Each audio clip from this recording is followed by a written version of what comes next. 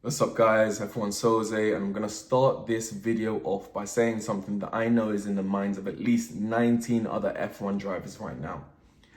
Thank goodness Monaco is behind us, and let's look forward to one of the most important races of the season, which is Barcelona. Barcelona will be the track where all teams get to really test their car and see where they are in the competition compared to everyone else. This is a track that will expose everything to do with the car. It tests everything: low speed cornering, medium speed cornering, high speeds, power, tire deck. It's got it all. Everything is packaged into this race, and every team is going to use this as a yardstick for the rest of the season to understand where they need to go in their development plan and where they are in comparison to their competitors. This is a serious weekend for many other reasons as well. One of them being George Russell has to have a great weekend. Another one being Leclerc getting used to these new brakes that he should be using, joining up with what Lewis has been using. The McLarens are going to need a much better race weekend.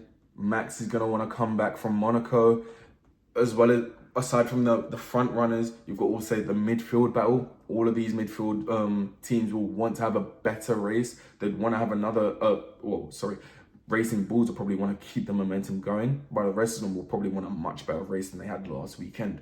So there are a lot of teams here that are ready to battle and will be coming into this Barcelona Grand Prix with the idea of having a much better performance from the previous week. So there'll be a lot of hunger and a lot of desire this race weekend. Now, why is Barcelona an important track? You've got, again, as I said, you've got all of those combinations. You've got the high speed and medium speed corners where that are also really long, which means that those tires are loaded for a longer amount of time. As the tires are loaded for a longer amount of time, tire temperature increases. Tire temperature increases, tire wear increases. Tire wear increases, you have less grip, you're gonna go slower, and the cycle continues, because as you have less grip, your tires start spinning more. Temperature increases as tires spin more, wear increases, and it just becomes a vicious cycle. So teams are going to need to manage that as best they can, but it's really hard in this track because you have minimal low speed corners, and low speed corners are where you normally would cool down the tires. So without that, you've got a lot of tire temperature management that will be going on, especially on the left side of the car. So that will be a big factor as to whether these teams will be able to do that and able to perform excellently whilst having that in the back of their minds. You've also got obviously the fact that this is the new regs for this track. You now have obviously the 4 straight line zones, but then you also have the battery management that's going to be important. Do they dump it all on the back straight? Do they keep some to boost out of the corners and the medium speeds? Do they hold it all for sector 3? Do they use a bit throughout the battery usage and battery harvesting will be key this weekend. Do you lift off earlier into turn 1 or what? There are a lot of things that drivers will need to think about. So strategy will be a big thing this weekend. As well as that, battery strategy. We've also got, as I've been talking about, tire wear, obviously pit stop strategy, because are you going to pit early and then try and hold out on another set of tires, or do you do a 2-stop, which I think a lot of teams might try and do, just because tire wear is looking to be so high this race weekend. So there are a lot of things that these teams will think about and need to try to get a plan in place that is successful. Otherwise, any little issue, any little mishap is going to cause a big delay or a big problem for the rest of the weekend. So, to be fair, a lot of the drivers have given up their FP1 track time for the F2 drivers and the driver development team. So a lot of drivers will be missing out on that crucial hour of practice. They will be missing out on a crucial hour of practice. So that even adds to why this race weekend is important, because you're going to need to have all of the information available for this race weekend, for the race on Sunday. And without that hour of practice, you're going to miss a key bit of tyre understanding. But again, these teams have done this many times before. They'll have what it takes. They'll know what they need to do for their programs. So whether or not they'll be able to do that successfully is another question. But I was speaking about why this Barcelona race is important. And I started off with talking about the Mercedes. I think the Mercedes are too clear of everyone else. I don't see McLaren, Red Bull, Ferrari being competitors to this Mercedes. Honestly, I know, and yes, it is a track that relies on tyre management, and that is McLaren's strong point. But I think the Mercedes power unit and chassis is just so much better than everyone else's that it doesn't matter. I think they're just going to be so far gone, and it's just going to be a matter of who wins out of George Russell and Kimi Antonelli. I think they'll just be so clear of everyone else of the field. But so again, I think this is a 2016 season all over again. Mercedes dominate the season, and it's just who out of the two drivers will perform, who out of the two drivers will win. George Russell needs this win, this race weekend, more than everything, more than you believe. More than you believe. But no, he definitely needs this race weekend to be a win. Nothing less, nothing short. This is his 100th Grand Prix with a Mercedes, so he needs this win. It's going to be a special weekend for him. He needs this win. But that's not the main reason. There are two other reasons, I think. Two other reasons. The first reason why George Russell needs a win this race weekend is if Kimi wins this race weekend, Kimi has won 6 out of the last 7 races. And do you know what that also means? Kimi has matched George Russell's win tally in Formula 1. George Russell's win tally in Formula 1 will be matched by Kimi Antonelli if Kimi wins this race weekend. Now, that is a huge problem for George. This is Kimi's second season. This is Kimi's second season in Formula 1. George Russell's been here how many years now? So if George Russell fails to win this race weekend, problems, man. Questions will be asked. Questions will be asked. And the rumors have already been swirling. I know in bed, all you can hear is Max Verstappen to Mercedes.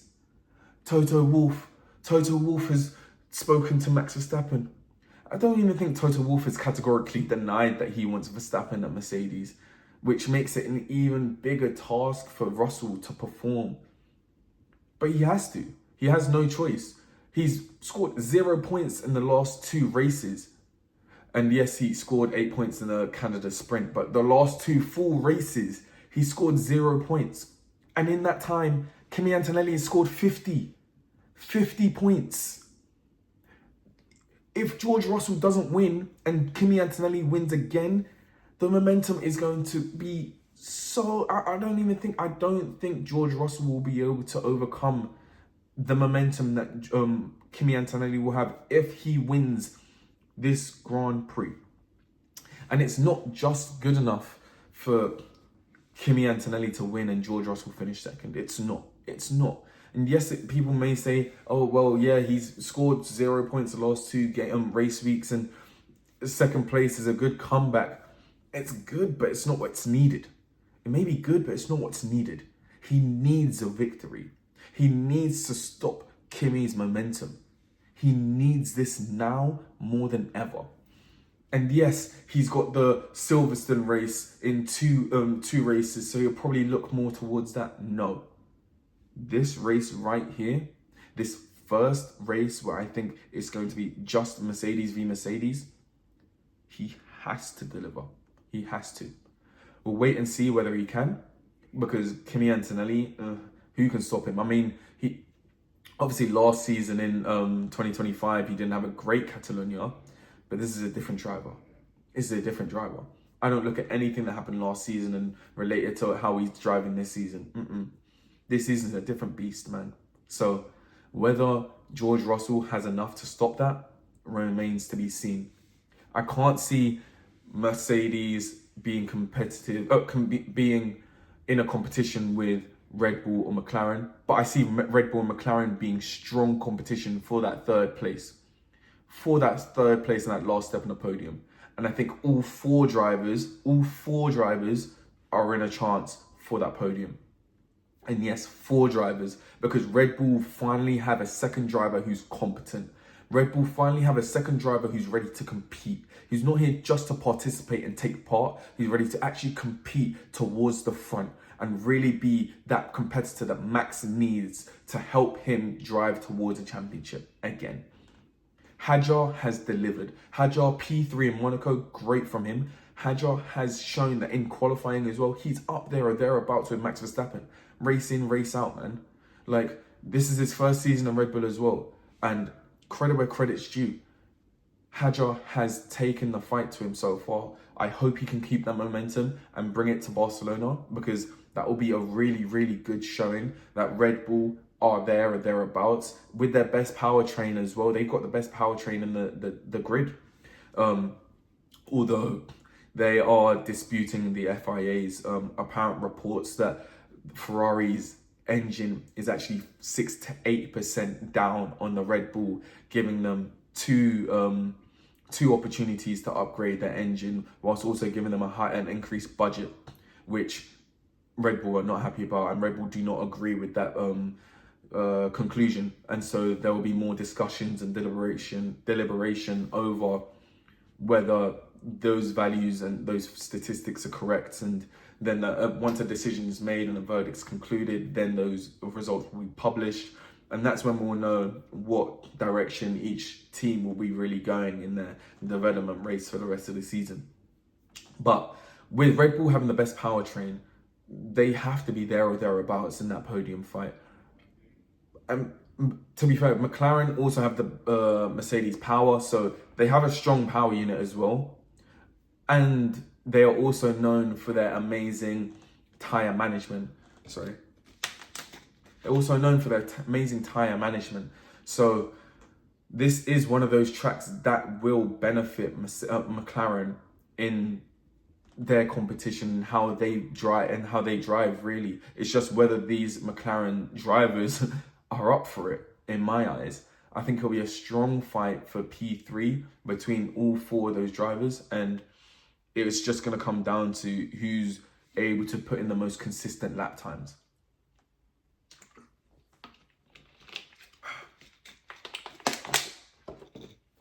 A team that I don't think are going to be competitive enough are Ferrari. I hate to say it, and I really do. Again, it's Lewis, man. I know Lewis has been extremely confident these last 2 race weekends, 2 P2s. He's been in fine form, but I just don't think the car has what it takes. I don't think the car has what it takes to really be a front runner this race weekend. They have down on power, of course. We all know that. And they also are not good at tyre management. That's always been an issue for them. And this race will expose them for what we know. So I don't see them being that front runner. And also, if we don't even look at Lewis, we look at Charles.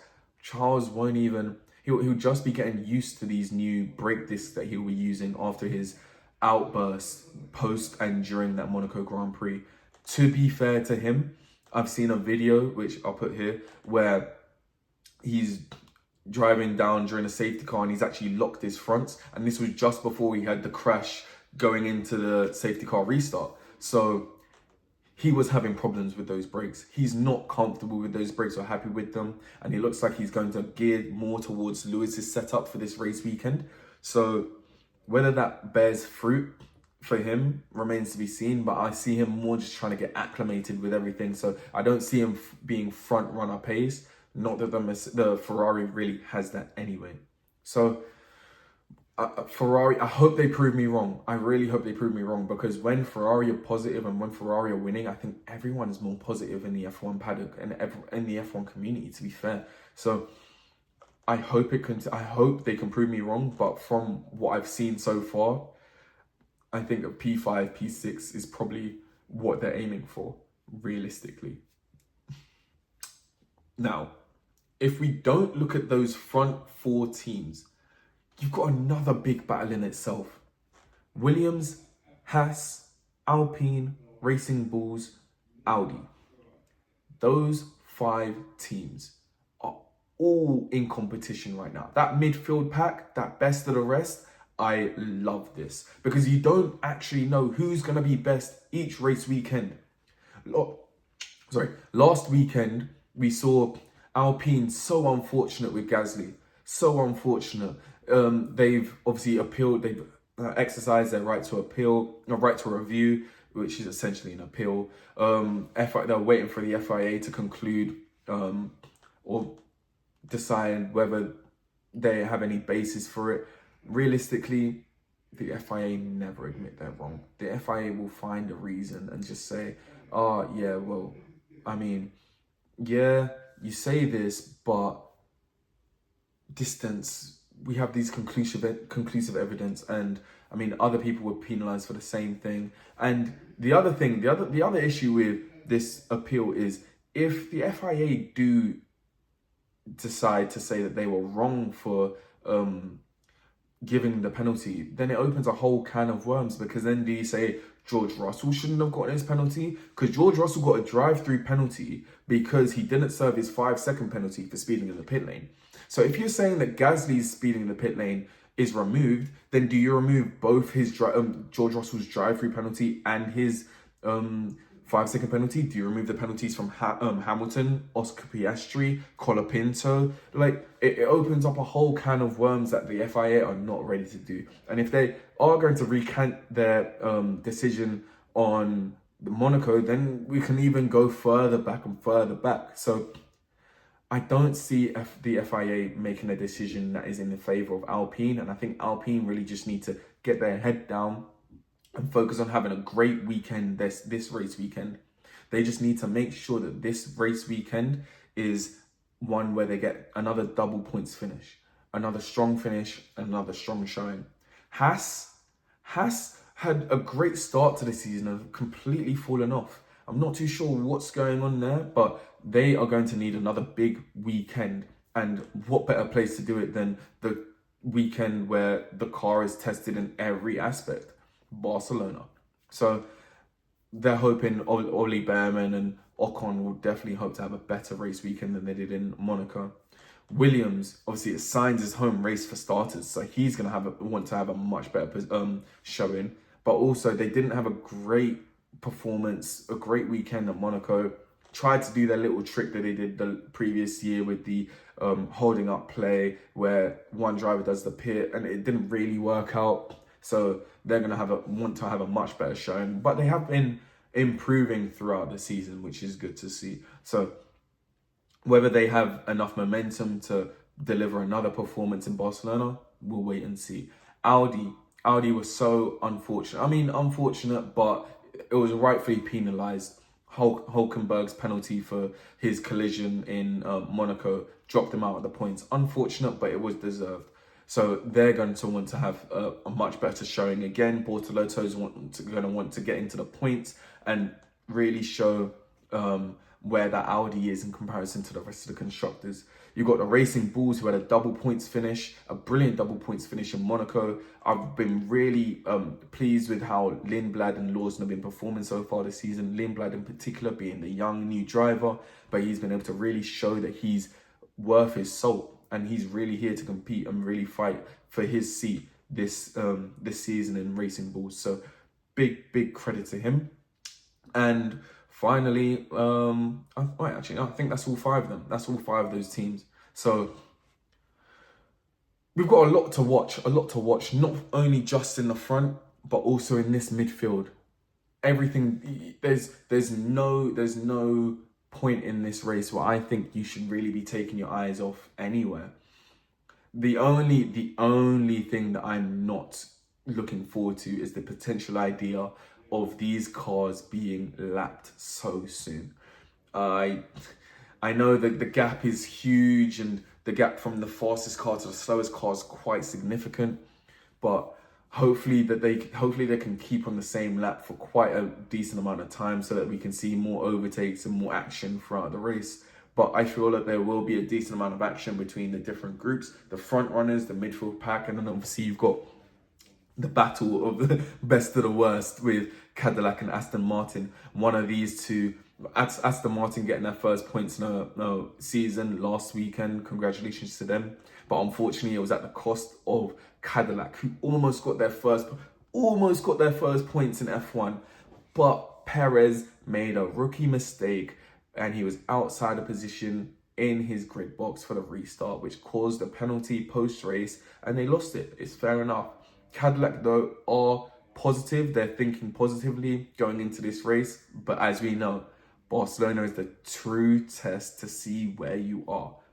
So Cadillac, with this positivity, will hope that they are closer to the field, to the rest of the field than they have been, and they can now work and focus more on development and getting themselves back into, well, not back into the fight with the best of the rest properly. So yeah, essentially, there are going to be battles, and there's going to be a lot to focus on up and down the grid. There's going to be a lot to focus on. Obviously, you've got the Mercedes battle. You're going to have the rest of the podium battles between McLaren, Red Bull, not so much Ferrari, but I think Ferrari will be there or thereabouts.